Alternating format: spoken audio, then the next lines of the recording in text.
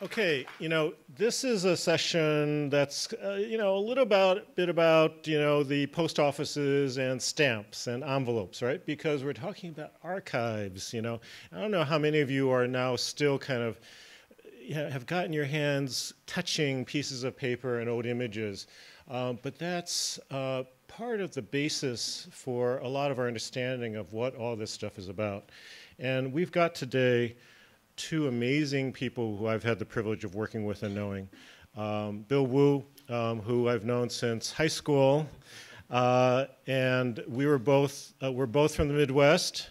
And in fact, the real agenda of this session and the earlier session is that the Midwest is the key to understanding everything that we're talking about. Okay, so. Bill and I go way back. We were on the Love Boat together, going to Taiwan. Yeah, right. and Jack Shaheen, who I've worked with for a number of years, much more recently. And so Jack is the token Arab on this panel. You have to have one on every panel. But this really has to do with collecting. And why is it that we start collecting? And I think a lot of you probably out there are collectors as well. I grew up with a mom who refused to throw away every single plastic bag, that we got at the grocery store. She was a refugee from China, and she just thought, you just can't do that, And my version of that is that you can't buy anything. You have to be very, stingy, but buying books is okay. And collecting certain things is okay. But we're going to find out today a little bit about why these two guys have been collecting. But what I thought I'd do is maybe introduce them a little bit, because you get that kind of Midwestern theme, which is actually quite important, I think, in this whole discussion. And then we're going to show a few images that are really from the archives. These actually I just pulled on from online. I put them down this morning. And it'll kind of remind us of what the context of what we're really talking about is. So first, William F. Wu. He was born in Kansas City, Missouri. He published his first story in 1977. He's published 50 plus short stories and a number of books. He wrote actually a really wonderful episode in The Twilight Zone that he may want to talk to you about. And he's been nominated for 2 Hugo Awards, a Nebula Award, World Fantasy Award, among others. And Bill and I continued after the Love Boat. Bill and I continued kind of being in touch with each other when he went to Ann Arbor and I was at the University of Wisconsin. At that time, he was working on his dissertation that was later published called The Yellow Peril, Chinese American Fiction, Chinese Americans in American Fiction, 1850 to 1980, was it? 40. 40, okay, excuse me. I have a few decades off. His collection of comics that he had begun in those Midwestern days was donated to the APA Institute archives at NYU recently, and that's the basis in which Jeff was able to start kind of looking at this stuff and doing this exhibit that you see out there. So this is all kind of building on that work. Jack Shaheen was born in Pittsburgh, which those of you who know where Pittsburgh is know that it's actually the Midwest. It's not really the East Coast, it's actually the Midwest, in kind of a steel town when steel was still being made in this country. And he has spent 30, 40 years, in part during the time he was at Southern Illinois University, collecting both TV Arab images, right? And the ways in which Muslims and Arabs have been represented by Hollywood. His most recent book, this big, fat book called Real Bad Arabs, is amazing. And it really came out of the fact that he and his wife, Bernice, watched thousands and thousands and thousands of Hollywood films, both, from the very beginning, the old silent films, and took notes. And I mean, this is an enormous kind of exercise of sadomasochism, really, But it's And there's a documentary film called Real Bad Arabs as well, Real, R-E-E-L, Bad Arabs, right? So these are two amazing people who have spent time doing the kind of work that have now created an archive. Because in fact, these materials are things that are disappeared in the American memory. And if you go to libraries, you go to the Library of Congress, you can't find this stuff. It's not there, right? So all this stuff is happening. It's ubiquitous. It's in the air. We're living and breathing it over decades and centuries in this country, in the print culture, in the early kind of media animation culture, and then certainly now into the cyber culture, right? We're living and breathing it, but who's documenting? Who's keeping it? What's considered of value, and what's disappeared in some ways, right? So that's part of what we're going to be talking about. So let me just show a few images. These are things that you may have already seen. They're readily available, but in the clutter of materials that's out there, they tend not to be looked at necessarily, unless you've taken an Asian American Studies course, that kind of thing. This is a reprint from a 1902 American Federation of Labor pamphlet that was arguing for the necessity to institute the Chinese Exclusion Act on a permanent basis. And this was written by Samuel Gompers, who was the founding kind of activist. He was a cigar organizer to begin with, a cigar maker. And you see echoes of the themes that we were just talking about in the earlier panel, right? Some reasons for Chinese exclusion, meat versus rice, American manhood against Asiatic coolieism. And I really recommend your kind of looking at this online. You'll see a language that is deep and frightful. And it goes back to the invasion of Genghis Khan. There's mentions of Genghis Khan, and that's part of the Genghis Khan, rampaging through Asia and Europe, and then that's part of the reason why we can't really allow Asian laborers, anymore into this country. Here, of course, we have Dr. Seuss, our favorite childhood, one of our favorite childhood illustrators. And there was a period in its time that he was doing wartime propaganda work.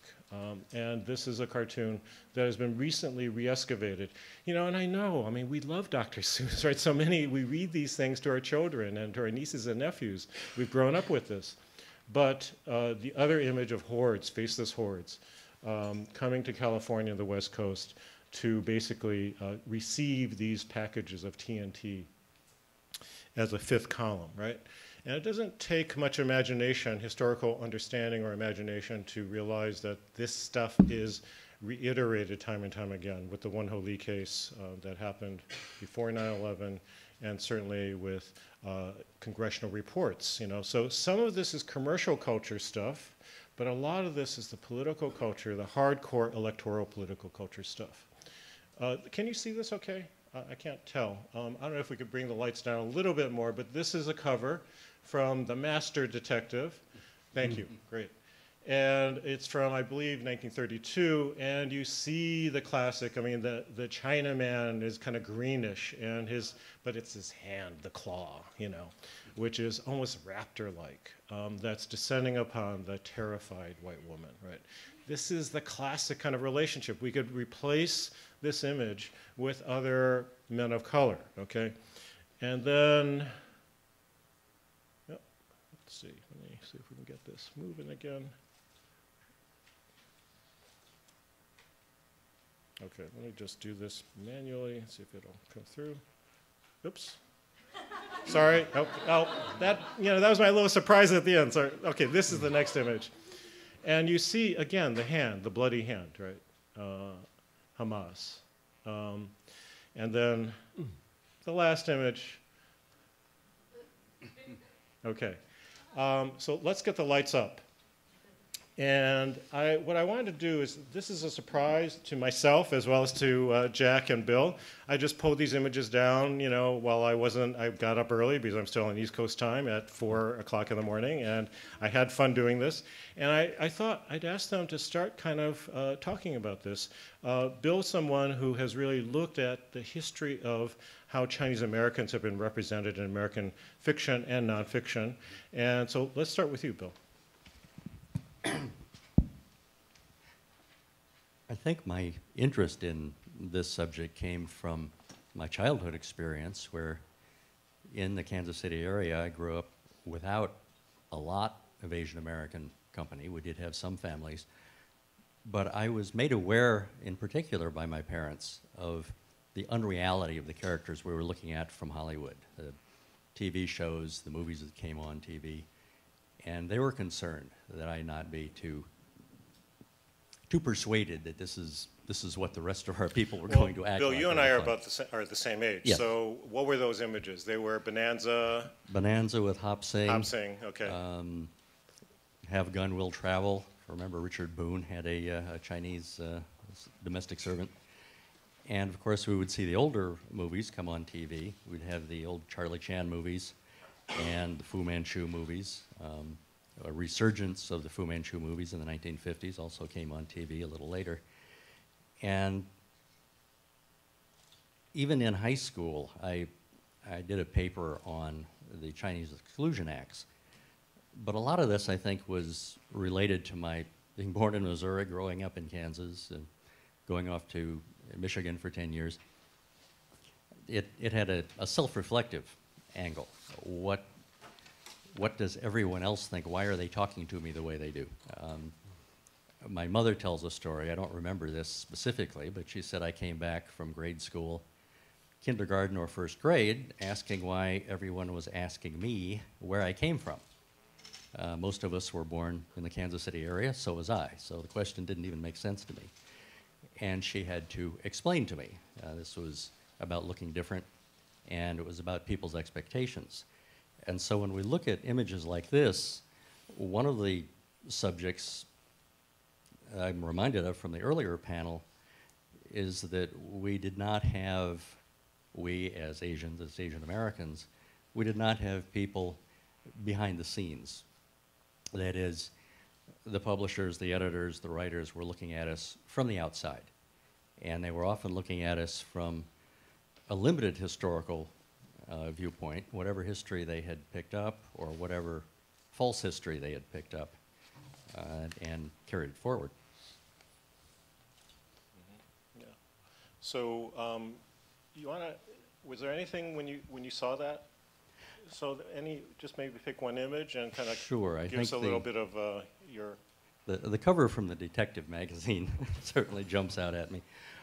Partly in my doctoral dissertation, one of the things I found was that we had what I called an opposite, pardon the expression, a yin-yang sort of presentation between Fu Manchu-like characters who are intellectual, dangerous, they're a threat, they are not controlled by any white culture or white authority, as opposed to the way Charlie Chan was depicted in the movies. And I want to be careful here. I've read the original novels. I think they're better than the movies. But in the movies, Charlie Chan is played by a character, an actor who is overweight. He is not a sexual threat. He is always very polite. He is not a threat of any kind.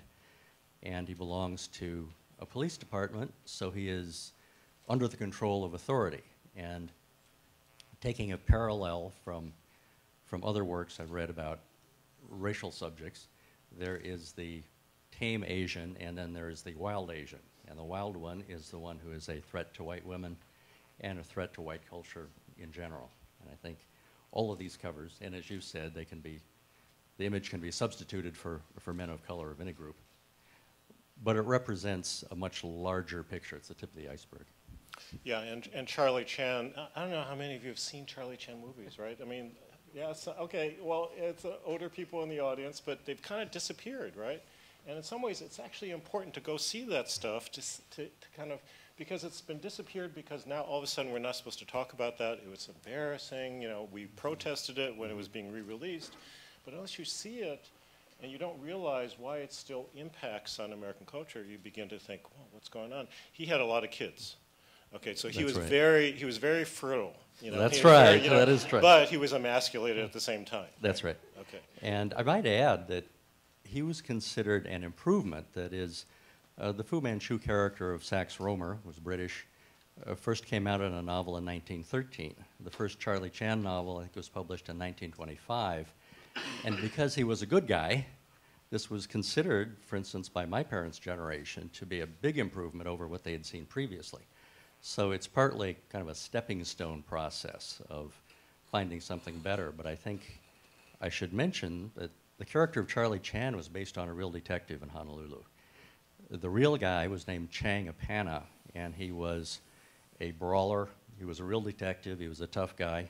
He actually carried a horsewhip instead of a sidearm. And he was very much in shape. And so when you see the real detective and then the fictional detective based on him, you can see changes that were made to make him less threatening. Yeah.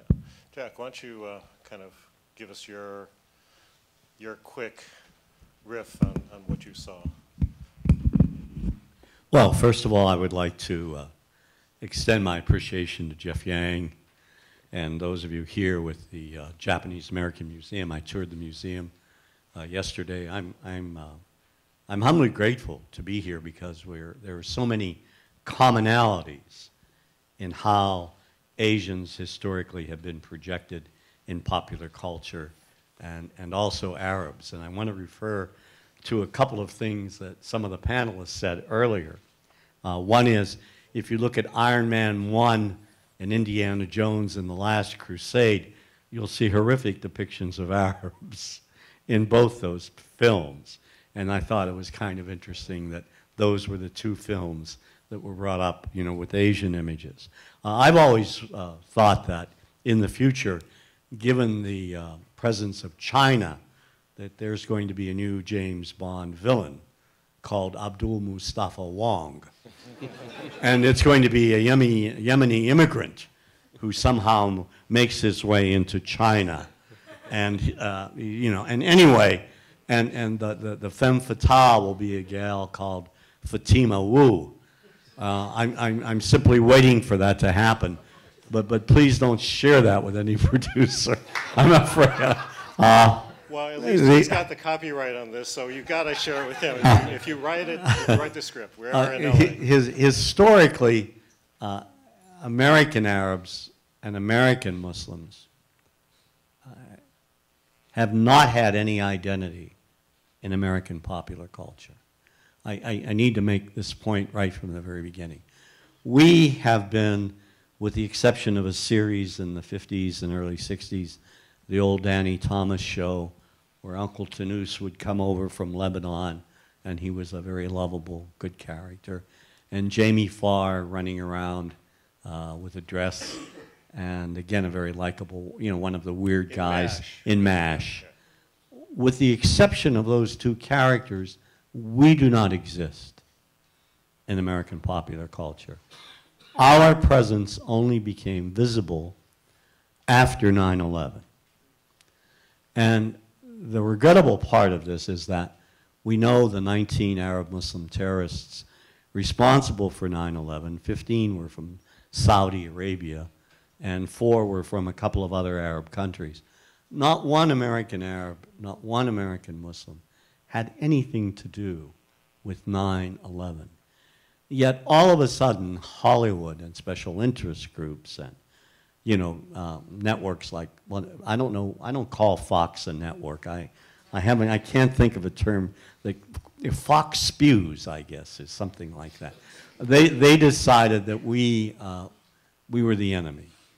And you had shows like 24 and Sleeper Cell, and today you have Homeland. And we became clones of Al-Qaeda. And we became a threat. And American mosques became a place that, you know, if you tell someone, like I live on Hilton Head Island, you know, we have a great growing community of Presbyterians, a new Catholic church, the synagogue is expanding, and I say, gee, all we really need now is a mosque. I mentioned that at to a group of Rotarians the other night, and there was silence.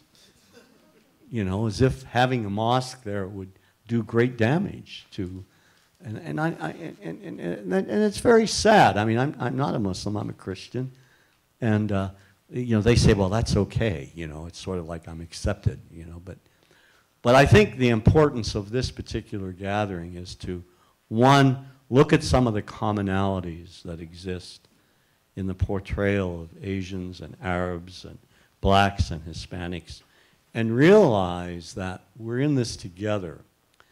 And the other thing is that presence propagates power, that certainly the comment, I think it was the one of the gentlemen said, if we tell our own stories, that is probably the best way to contest the stereotype. That we become writers, producers, image makers, you know, we do our comic books, et cetera, et cetera. And you'll see that my collection, which is housed at NYU, I donated to NYU, thanks to Professor Tchen, over 4,000 Arab collectibles. And Arab images are really quite billionaires, bombers, belly dancers, and a few other things in between. I'm just going to say one more thing, and I'm going to turn it over to you. And for a stereotype to be effective of any group, you use the same fixed images over and over again. In other words, you identify what Asian images do we see continually. And you do not deviate from those images. And you also exclude family. There is no bond between an Asian man and an Asian woman. There are no happy children. Because if you have a family, if you have an Arab man who truly loves his wife and they go on picnics together, you humanize them. And the dehumanization is made possible only by excluding that reality. And so I think one of the challenges here today is to look at some of the commonalities, number one, and to see these similarities. And number two, to understand the importance of the collections and what the collections teach us. And then three, to sort of see what can be done to eradicate some of these long-held myths. Can you both talk a little bit about your collections and what got you into the bug to begin with and how it happened? You know. Sure. I started out just reading comics because I liked them, and unlike most of the parents in my neighborhood, my parents allowed me to read comics and to keep them. But I did discover as I was going along that, like television and like the movies, I was often looking at depictions of Asians, and very rarely Asian Americans, that were offensive to me, sometimes more offensive to my mother and father when I was young, because I didn't always understand exactly what I was looking at. But in my 20s, I started categorizing and bagging up and really organizing my collection. And as I did so, I started separating my collection of Asian characters. I did not really have a plan for it. I felt that it had value. I wanted to do something with it. I wanted it to be preserved. So I'm very grateful to Jack and to NYU for taking it in. And I think this idea of collecting and shining a spotlight on these patterns goes to what Jack was saying about dehumanizing characters, that if you present us in a three-dimensional way, it's more difficult to hate blindly. And what we do see over and over again, of course, are the patterns that were up in these images and the ones that I found in the comics collection. They're also found in the old pulp magazines, which in many ways led to what we would see in television and in movies also. And I would put this together with the point that Gene made on the earlier panel about having us tell our own stories. That the spotlight on what other people have said about us is important because we need to know what the larger thinking process is in society. And telling our own stories also will gradually show up in collections like this in the future. Yes, before I tell about my collection, I was struck yesterday in going through the museum. One of the many reasons for the incarceration of Japanese Americans were that they were never referred to as Americans.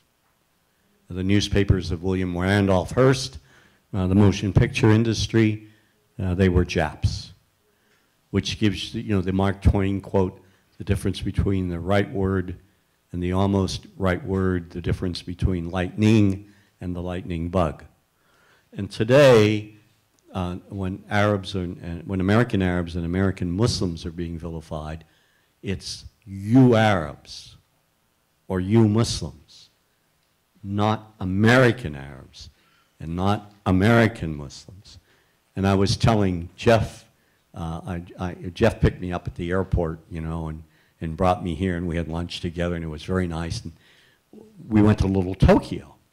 And I said, God, I'd love to have a city where there's Little Arabia. There is no restaurant in the United States of America called Arab restaurant because of what the word Arab, it's called Haji Baba, Little Egypt, Jerusalem, but no Arab restaurant per se, which is interesting that there cannot be, or if there were, it would be, most FBI agents, CIA agents, and members of the local police would probably be the anyway, back to the collection. I'm sorry. I'm sorry. To those who are with intelligence services who are here in disguise, I want to welcome you and let you know I'm available to give a lecture. But the collection, unlike Bill, I was brought up in a steel town, and the only people who were really discriminated against, even though we had integrated schools, were blacks. And my heritage, my roots, never meant anything to me until the mid-'70s, until I turned 40. And I got interested because of my children. Two things happened. My children, ages 5 and 6, 7, 8, they could only watch television on Saturday morning, and they came up, Daddy, Daddy, they've got bad Arabs on, the cartoons. Popeye and Bugs Bunny and Porky Pig were trouncing Arabs. I didn't know. How was I never watched Saturday morning cartoons, I was a serious professor. I didn't, And that sort of troubled me. And then they went midway through elementary school, there was a problem, and we put them in a Catholic school, and they got a magazine called The Weekly Reader. And in there, there was an article basically saying the Palestinians were terrorists. And so my wife has Palestinian roots, I have Lebanese roots.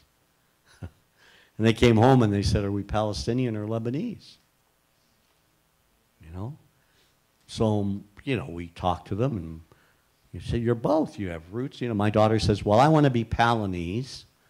And my son said, I'll be Lebastinian, And anyway, that was sort of where my first book was actually on nuclear war films. I was interested in the nuclear film genre. And that was a very hot topic that in the was gonna be 70s. Promising for your career. Right. I was on my way, and public television. I'd written a document called The everything was safe. I was very happy. And then I wrote, as you know, we've talked about this at NYU, I wrote an article called The TV Arab in 1975. And I kept getting all these rejection letters. And I'd never had anything, I'm not bragging, I'm being honest, rejected before. And I had about 40-some rejection letters. And the classic, I don't have it, I didn't bring it with me, but I know it by heart, was from Harriet Van Horn, editor-in-chief of Television Quarterly. Now, TV Quarterly, as you know, that was, good journal. And she wrote, Dear Professor Shaheen, I sincerely regret I cannot publish this article because it's too well written. And she goes on to say that, members of other groups would want to write a similar article. And of course, they'd have to publish it, but it wouldn't be nearly as, as good as mine. And then there were some groups that think the TV Arab is the real Arab, and they didn't want to have to, you know, contend with that. So on the basis of that, she rejected the article. And I guess that was a critical point in my life, because I had a choice whether I wanted to continue looking at this image, or did I want to go back to what was safe? Nuclear films, public TV, children's programming. And then and there I began looking at Arab images in American popular culture, not only in film and on television.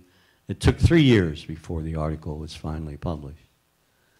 And the benefit of that was that it forced me, since nothing had been written on this topic at the time, you know, no literature on, you know, television film images of Arabs, Muslims, I began to look at how other groups had been portrayed, which really helped a great deal and broadened, I guess, my vision and my sensitivity. And from that, you know, my wife and I collected over 4,000 films, comic books, toys and games called the Oil Shake game, all editorial cartoons, you know. And it reached a point where every room in our house had these artifacts, and in the living room where we entertained people, they were hidden behind the sofa. And then along came Professor Jack Tchen, and he said, you know, Bernice, I will help you. We will take all of this, and we will bring them to NYU, and NYU now has a traveling exhibit called A is for Arab, which sort of summarizes the exhibit. And a good companion piece would be a yellow peril exhibit, you know, so we could, I mean, who knows, from this, maybe we'll get your comics and my comics and put together a traveling exhibit called A is for Asian Arab. That'd be great. I mean, why not? And show some of the similarities. I think that would be very interesting. Yeah. So what are some of the affinities? Okay, so I don't know if Jeff did this on purpose, but the title for this session is Orientations. And, you know, for those of you who know where the terminology Orient comes from, it's where the sun rises, you know, from the east. And Occident, you know, is where the sun sets. And that's part of a larger, centuries-long European kind of notion of the rise and fall of civilizations. And civilization, the theory was that civilizations kept on moving westward, right? So that the idea was that they started out somewhere in China, and then they, you know, they kind of moved westward. You know, maybe you could kind of include Egypt in there, kind of, you know, but then it certainly went to Greece and then Rome, and then somehow it popped up to London, right? And then it skipped over the ocean, came to New York, Washington, and has been moving through manifest destiny westward. Now, of course, the theory kind of falls apart when you hit the West Coast, because then it goes back to Asia, right? But so it's kind of stillborn, you know, on the West Coast. Here we are in Los Angeles, the height of Western civilization, you know. But you know, but the whole idea of Orientalism. So you know, a lot of you who have taken your Asian American Studies courses have know about Edward Said's theory of Orientalism, which is really that the other of the Occident kind of created by necessity the Orient out of its imagination as much as anything else. And Oriental studies to a large degree became kind of the various kinds of opposites of whatever the virtues or failings of the Occident was. So in some ways it's kind of, it's, you know, so, but we've yet to, you know, so Orientalism in the US is understood to be, well, it's the Far East, which of course is to the west of where we are, you know, so it's very confusing, but the Far East. And that, you know, Asians, East Asians, you know, Chinese, Japanese, Koreans, maybe Filipinos, maybe Southeast Asians, you know, that's been the extent of the American imagination because of American involvement historically with these countries. But then you get to Arab countries where Americans are up until 9/11, where it's like, what? You know, where is that? It's where the oil comes from, but that's about all people, you know, really have understood. But the connections are actually quite deep and historical, because Said was originally writing about the Middle East, right? And so the theory also drives our ability to try to understand what the connections are, right? We haven't really quite figured them out. So in some ways, okay, so I was joking with Jack saying, well, you're the token Arab, but in fact, if we're really talking about Orientalism, we're starting with the Middle East, which is where the Europeans, you know, especially the British and the French, were so obsessed with dominating, and the paintings, you know, you can see that kind of the fascination with these, with the seraglio, you know, and the markets and the multiple women who were in the harem, you know, all those kinds of images. So if we were to go onto Google and look up The Thief of Baghdad, starring Errol Flynn. Douglas Fairbanks Jr. Oh, Douglas Fairbanks, excuse me. Douglas Fairbanks and Anna May Wong, right? Silent film. And you see the representation of Baghdad, of course, the exotic, you know, kind of east of Europe. And Errol Flynn kind of, Douglas Fairbanks, I keep on mixing the two. Douglas Fairbanks kind of dancing through as the thief. And then, of course, the evil Chinese man, you know, is kind of the villain in this, and his accomplice is Anna May Wong in her, I think, her very earliest role. So you see from the very beginning the hordes and the linkages between Middle Eastern Orientals and Far Eastern Orientals. So I don't know, Bill, I mean, what did you find in your stuff? Because you scratch it, and you're presumably working on the representation of Chinese Americans and but right. you know, Right. you don't have to go far, right? I think one starting point is that the Occident was considered by Europeans to be just Europe. So in that sense, the rest of the world, for one period, was the Orient, in the sense that Oriental rugs came from the Middle East. The Orient Express went from Paris to Istanbul. So the term had nothing to do with getting all the way to East Asia. And I remember reading a clipping from the 1920s in New York City. I don't remember what the teams were, but in a reference to natives of New York City, Jewish guys playing basketball, they were referred to as Orientals. And in the same kind of pattern, something that by the time I was growing up, from nobody Eastern would have. Europe, right? So, Right. yeah, it didn't take much more than that. Yeah. Yeah. But I think the concept of the other is what's really important here, that there was European civilization, and in particular Western European civilization, seeing the rest of the world as being other and not belonging, not being assimilable. I might point out, by the way, just because this reminds me, we sometimes hear people quoting part of Rudyard Kipling's quote when he says, "East is east and west is west and never the twain shall meet."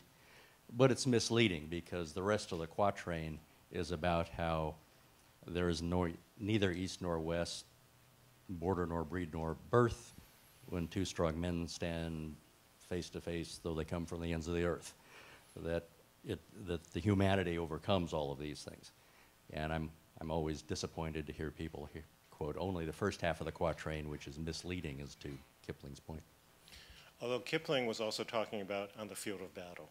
Yes. Okay, so war enters into this Yes, it does. in a kind of tricky way. I mean, certainly we know in terms of American history, well, how do African Americans get accepted? Well, if they're sacrificing their bodies, you know, in the Civil War, blah, blah, blah, blah, blah, blah, you know, then all of a sudden the heroes who return maybe might get a chance of recognition, but the bonus march, you know, was a real problem, you know, in terms of the March on Washington that the veterans, you know, had, you know, in World War II, the black veterans. Right. You know. But so, you know, what's war about all this? Because that's a very Kipling and Theodore Roosevelt were good buddies, and Roosevelt, you know, in terms of American history, was kind of the guy who brought us into, you know, supposedly the war with Cuba, you know, was the Spanish-American War, but then certainly into the Philippines as well, right? And was kind of bring us deep into that kind of engagement, mano a mano,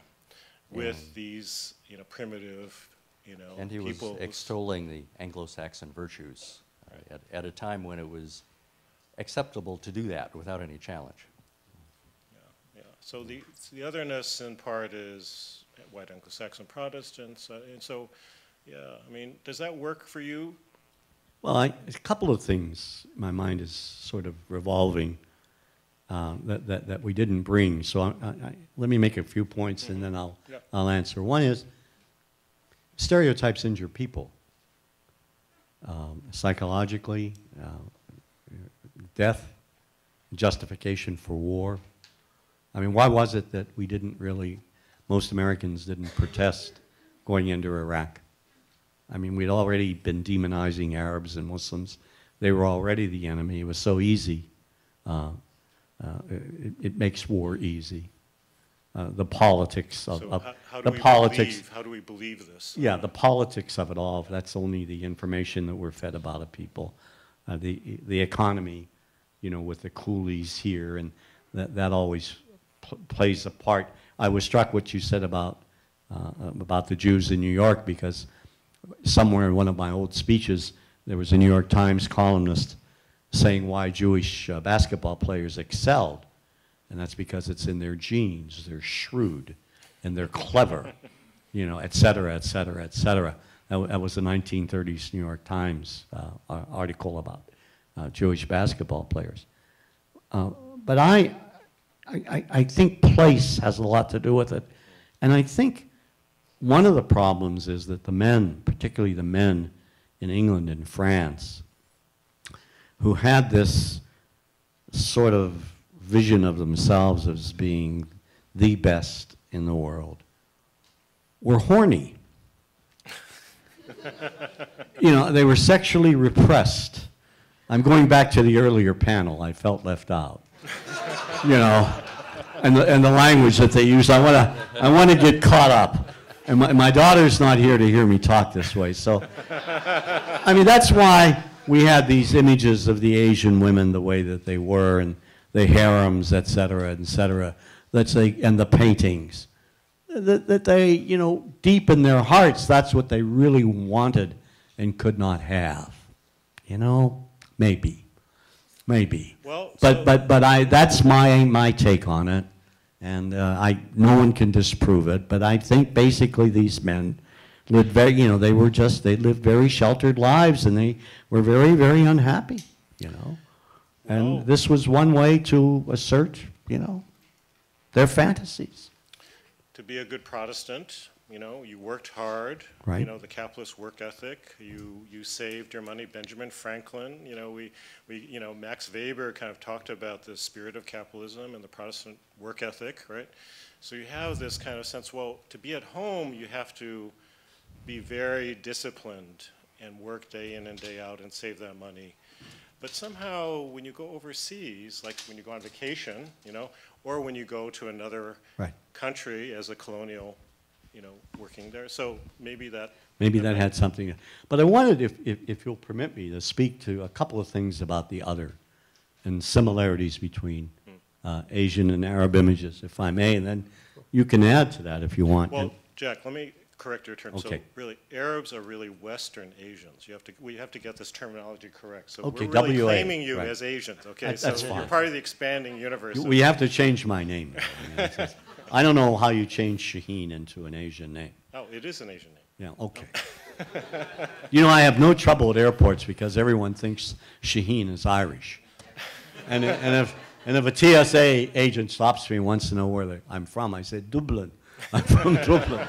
You know, because I have blue eyes. You know, I never told you that before. That was one way of not getting profiled. But it's first of all place. With Arabs, it's the desert. With Asians, you know, what, the rice fields.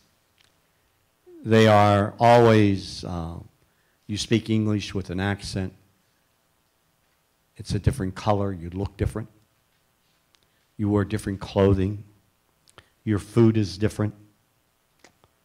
You're always forcing, the man is always trying to force himself on the woman. The religion is not the same. And the women are always either submissive, or exotic.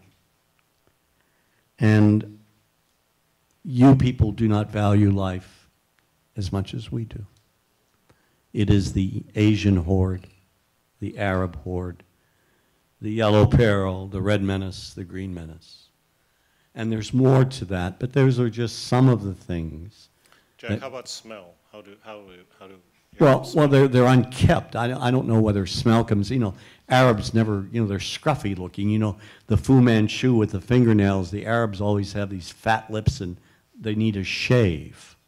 And they have marks on their face, pot marks. They're never clean shaven, That's why I shave every morning. I make sure that, I'm okay. Well, can I ask you both, this gets to be a more sensitive area, right? Because growing up in the Midwest and you're working in the Midwest where the norms, it's not a surprise that Johnny Carson was so successful nationally because he kind of represented a certain kind of Middle Western wholesomeness. And, David Letterman, is a contemporary version of that and, whatever. So.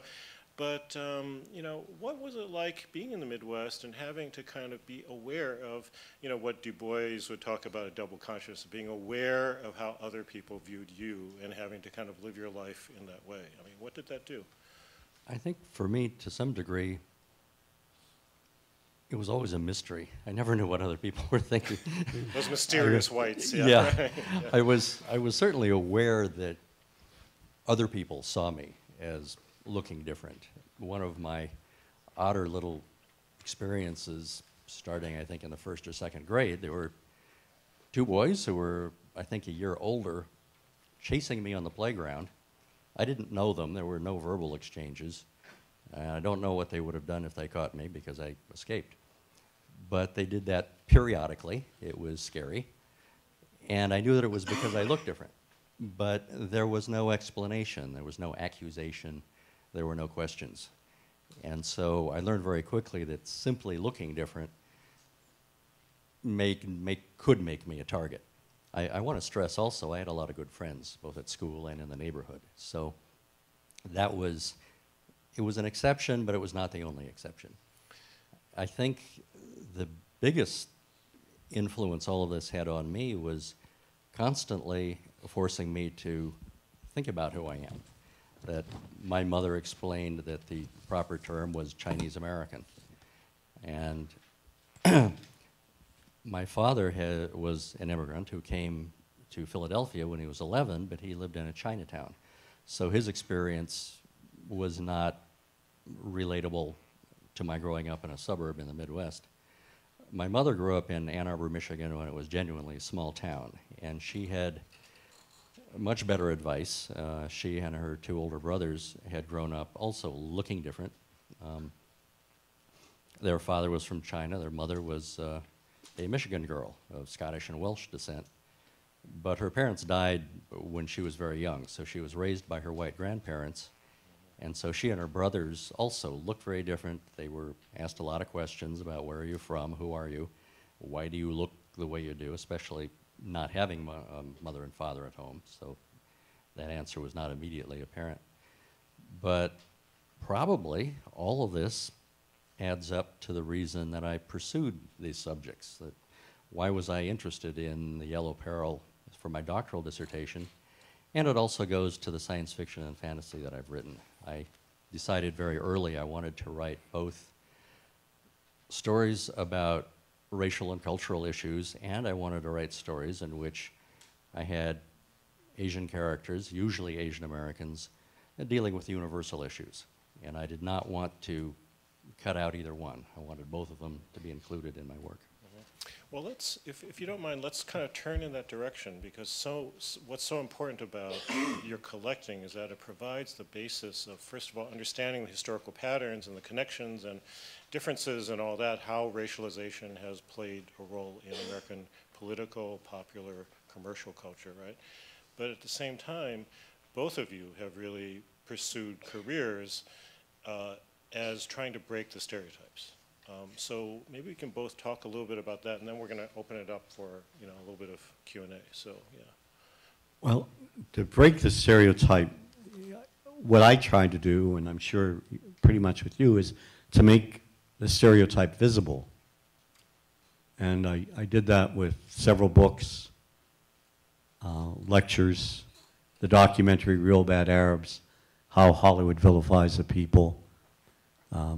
My first book was rather interesting, The TV Arab, in 1984, because I came out to Los Angeles and I interviewed producers and writers who were responsible for some of the Arab stereotypes in shows like The Rockford Files and Policewoman, and I don't even want to think Alice and some of the other, some sitcoms. And I wanted to confront these men and women, you know, one-on-one. And it was very difficult for me because I'd call the office and I'd say, you know, I'm here to speak to Mr. Bennett. I'm to interview him for my book. And they say, oh, how wonderful. What's the name of your book? And I'd say, The TV Arab. And there'd be this long pause. And, you know, this is in '82 when I was doing this. And the office that I used to make the phone calls, I was told not to tell anyone I was using that office because the guy didn't want it to be known that he let me use his telephone to do research on my book. And this was an Arab American. And then some of the producers just would tell me point blank they hated Arabs and didn't want to have anything to do with them. And it was a numbing process because I would say, I never told you this, but one of the producers, a Jewish American by the name of Jack Gus, was so upset about the stereotype that he invited a group of producers and writers to his home to have my wife and I there to talk about the problem. And we did, and everyone there just did not react, and they couldn't wait to leave. And the poor guy, Jack Gus, I think lost some friends because he hosted us at that. That's how pervasive. And the other producer, I think his name was Anthony Spinner, was his name. He was telling me about how horrible the Arabs were because of his neighbor, who happened to be Iranian. He couldn't tell, he didn't know the difference. And so, you know, the TV Arab, when it first came out, just kind of sat there. And no one wanted me to speak anywhere. I mean, I used to, anyone that would ask me to speak, I'd jump at it. You know, I'd pay for my own, you know,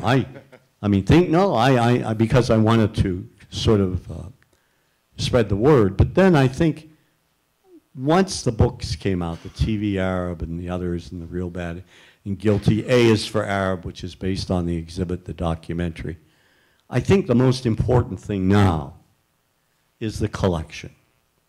I think our collections will serve to really help educate not only students, but scholars who are unaware of these horrific images. And the other, I've had the opportunity, unfortunately, I've not been able to write like you, Bill, but I did consult on 2 films, and my suggested edits made a difference in Three Kings and Syriana.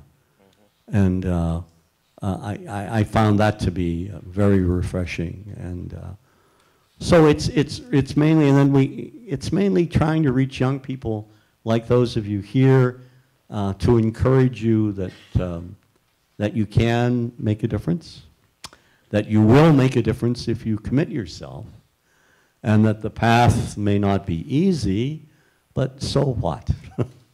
I mean, nothing in life is. And at the end of the day, you can sort of go home and be proud of who you are, and that you're engaged in a very important quest, you know? Sort of like in my weaker moments or when I fantasize, I think of Don Quixote, only I don't want to end up like he did, you know? Bill, maybe real quick, we're kind of running out of time. We need to go to Q&A, but could you tell us about the Twilight Zone episode, for example? Because that's something that in which you actively were writing against the grain. Right? Sure. I had a short story published called Wong's Lost and Found Emporium. It's a contemporary fantasy story in which there is a place where you can go to find anything that has been lost. Three-dimensional items like your socks and your car keys, but also things like the main character has lost his compassion because of the racism he has faced. And he goes to this place in search of finding his compassion again.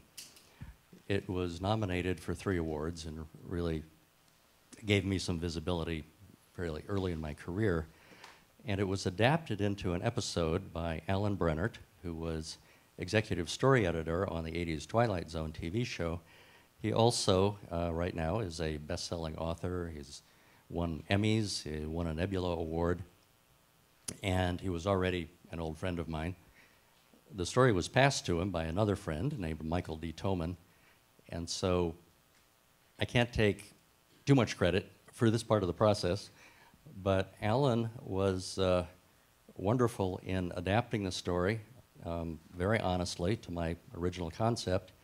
He sometimes called and asked me my opinion on changes they needed to make, because we're going from, you know, a verbal story to a dramatic presentation. And I was very gratified with the way it came out. I believe, and I can't prove this, I think it may be the first television episode with both an Asian American male and female leads. And I'm very proud that it occurred. I can't take credit for the adaptation or the fact that it was on the Twilight Zone. That belongs to Alan Brennert. But I'm very grateful that it was there. And one little note just about the power of the mass media and television. One time years ago, my car broke down on the 405 freeway, and the tow truck driver who came to tow my car away and drive me back to a garage was talking to me, asked me what I did, and I knew this was the one work of mine that somebody might have seen. And he spoke with an accent. I asked where he was from. He's an immigrant from Iran.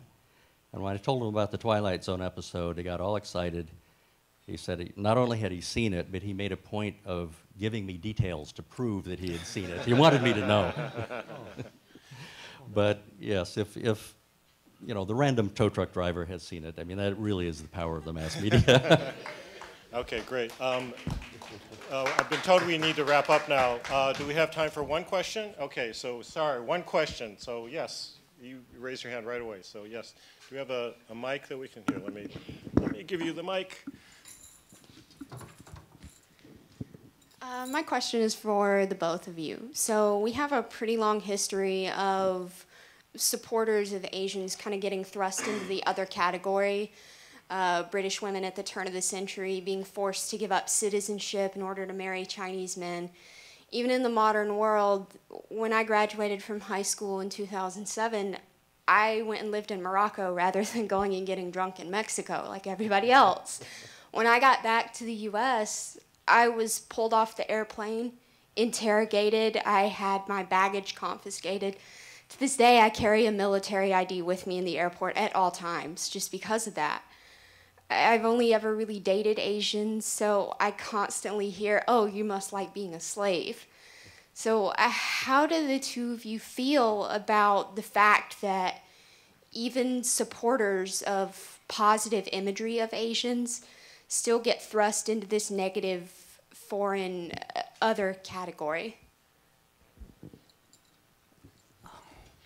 That's a very good question, and I'm sorry that you have to go through that. You should be like my friend Ahmed. Ahmed, he can't fly anywhere, you know. I always, and I'm not advocating that you do it, I always try to use humor to diffuse the situation. And I always try to tell the truth. I gave a speech the other night to a group of Rotarians on Hilton Head Island. And one of the men there hated all Arabs and Muslims. And he basically, you know, during the question, he just came out with this diatribe of hate, you know, about those people. And I let him go, okay? And then at the end, I sort of said, I'm sorry you feel that way, I don't believe you've captured the reality of the people of the region. And I'm sorry for you because of that. And then I said something sort of funny. I don't know what it was. And in the end, the man was isolated from his colleagues. They did not buy into it because they saw through all of that. There are many ways of doing it, but I think one is not necessarily to be confrontational, but to really say, I'm sorry that you feel, I mean, it's up to you. It's an individual thing. Bill? It is a very difficult situation, and it's, I think, horrifying that it's still happening. My grandmother of Celtic ancestry lost her American citizenship when she married my Chinese immigrant grandfather. But it is something for which I am also grateful, that the commitment is important. My ex-wife is white, and the stepdaughter I helped raise in that marriage, whom I'm very close to. But it was true that being involved with me, being married to me, and having my blonde stepdaughter, partly raised by me, made a difference in how all of us were seen. In something of a weird way, I think I was perhaps more accepted by some people because I had a partly white family. Simultaneously, there were criticisms that my now ex-wife experienced from women she knew who did not approve, even in this day and age. And I should add that our being divorced has nothing to do with racial matters at all. Well, listen, we've run out of time, but please join me in thanking these two great guys. Thank you.